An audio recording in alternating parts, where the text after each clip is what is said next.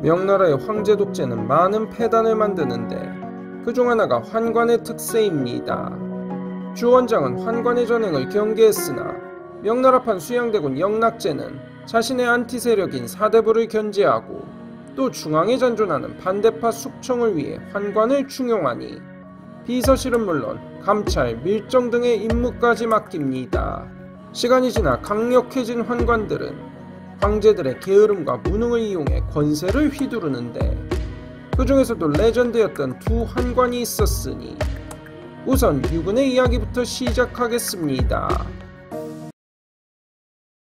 유근은 섬서성 출신으로 어릴 때 환관이 되었는데 태자였던 주우조를 보좌하며 총애를 받다가 주우조가 무종으로 즉위하며 권력의 핵심부로 들어옵니다. 문제는 이 무종이 상당히 골 때리는 황제였다는 것입니다. 제상제가 폐지되며 모든 나란 일을 처리해야 하는 황제는 누구보다 부지런하고 똑똑해야 했지만 무종은 머리만 좋지 노는데 환장을 했다는 게 문제입니다. 거기다 특이하게도 코스프레 놀이에 환장을 하며 온갖 사치를 부리니 제정신 박힌 신하들은 나라의 앞날을 걱정합니다. 그러나 유근은 이런 상황을 10분 이용해 황제의 비위를 맞춰줍니다. 황제가 상인 코스프레하고 싶을 땐 궁궐에 저작거리를 조성하는 등 일종의 코스프레를 위한 세트장을 만들어주거나 기생들을 불러와 황제의 유흥을 돕는 식으로 말입니다. 당연히 충신들이 유근이 간신이라면 난리를 치고 천문까지 동원하며 유근을 공격하는데 황제는 자기 취향을 잘 맞춰주는 유근이 필요했기에 고민에 빠지고 이걸 잘 아는 유근은 신하들이 황제가 못 놀게 버릇 잡으려 저런다고 말합니다. 그러자 황제는 오히려 사례감과 동창을 맡깁니다. 사례감은 일종의 비서실로 황제에게 오는 공문을 관리하고 전달하며 동시에 황제의 뜻을 전달하는 중간 메신저 역할을 했고 동창은 정부기관으로 국정원 같은 곳입니다. 무종은 놀기 바빠 모든 일을 팽개치고 유근에게 맡기니 사실상 유근의 말이 곧 무종의 뜻이 됩니다.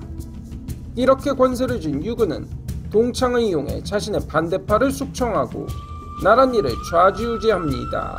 또한 황제가 놀이에 열중하도록 열과 성을 다했으며 참으로 센스있게 놀이에 열중하는 타이밍만 골라서 황제에게 나란 일을 하려니 무종은 더욱 나란 일을 싫어하게 됩니다. 당시 사람들은 무종을 앉아있는 황제인 좌황제, 유근을 옆에 서서 설친다고 입황제라고 부릅니다. 거기에 더해 한자리 해먹고 싶은 사람들은 유근에게 뇌물을 뿌립니다. 북경에 오면 유근에게 뇌물을 바치니 작게는 은 1000냥, 많게는 5000냥에 이르기도 했습니다. 돈이 부족하면 북경 부자들에게 빌려 뇌물을 바치니 이를 경채라고 했습니다. 이렇게 유근은 매관매직으로 황제 못지않은 부를 쌓고 관리들은 그에게 갖다 바치고자 백성들을 가혹하게 쥐어짜니 당연히 민심은 나락이 됩니다. 그러거나 말거나 황제는 유근에게 단용이란 수도방위군 10만까지 맡겨 지휘하게 하는 등 그의 권세는 탄탄해 보였지만 그에게도 종말이 찾아옵니다. 무종의 총애를 받는 환관 집단 8호.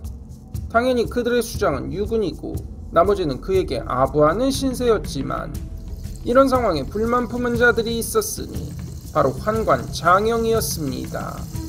무종의 면전에서도 유근과 멱살잡이를 할 정도로 대립을 하다가 우도하사 양해청과 손을 잡습니다.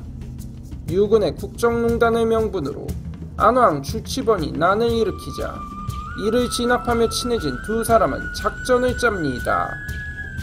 환관에 대한 무종의 총애를 이용한 양일청은 유근이 반군과 내통했다는 위조한 증거를 장영이 축하연회장에서 은밀히 올리도록 부탁을 하고 장영은 타이밍을 노려 무종에게 올리니 유근에 대한 압수수색이 이루어집니다. 그 결과 황제가 쓰는 옥새, 골룡포 등이 나오고 그가 쓰던 접이식 부채에서 숨겨진 단검까지 나오자 빡친 무종은 유근을 능지처참하니 칼질이 3357번이었고 백성들이 이를 통쾌하게 여깁니다. 권력이 있는 곳에 돈이 모인다. 그것을 여실히 보여준 그의 재산은 무려 황금이 1205만 양, 패거는 2억 5천만 양으로 당시 명나라 국고 수입 10배가 넘는 규모였습니다. 2001년 월스트리트 저널 세계 근현대사 1000년 이래 최상위권 부자 50인에 포함되고 중국 인민일보에선 중국 역사 10대 부호에 들 정도였습니다. 무종의 갑작스런 돌변은 계획된 것일 수 있습니다. 그동안 온갖 모함과 전행에도 지켜주던 무종이 위조된 증거 하나의 돌변에서 압수수색을 했으니 말입니다. 게으를지언정 머리가 좋은 무종은 어느 정도 사태를 파악하고 있었고 유근의 권세가 최고조에 이를 때 국정농단을 명분으로 반란까지 일어나니 적절한 타이밍에 그를 제거했다는 설도 있습니다. 그러나 문제는 명나라 황제 중 무종보다 더 답이 없는 황제들이 릴레이로 등장하고 이들 중엔 아예 자신이 허수아비인지도 모를 만큼 등신같은 황제도 있었으니 그로 인해 중국 역사상 한관계 최악의 빌런이 등장합니다.